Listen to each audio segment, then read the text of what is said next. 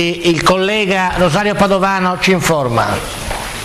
Questa mattina alla sede della Lega Nord in Piazza della Repubblica Portogallo è stata presentata l'alleanza tra la Lega Nord e il candidato sindaco di Portogruaro Angelo Tabaro. È stata un'occasione anche per conoscere per alcuni elettori il candidato a presidente della provincia Francesca Zaccariotto. Dunque PDL e Lega assieme verso che cosa, presidente, candidato presidente? Verso la conquista di un territorio, quindi noi vogliamo lavorare assieme perché riteniamo che l'unione data anche dai vari comuni messi assieme possa essere un punto di forza per poter affrontare temi che attendono da anni risposte.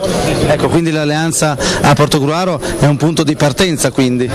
Eh sì, abbiamo dovuto aspettare anni, quindi noi ci auguriamo che finalmente il centrodestra possa governare anche a Portogruaro. Portogruaro è una realtà importante, significativa, è una realtà vicina a tutto il veneziano e quindi io credo che questa forza di Portogruaro vada recuperata dal centrodestra e assieme al centrodestra fare il grande cambiamento. Ecco, candidato sindaco di Portogruaro Angelo Tabaro, dunque la soluzione migliore alla fine è arrivata, questa alleanza PDL-Lega, utile per voi alle amministrative, utile per il candidato presidente Zaccariotto alle provinciali?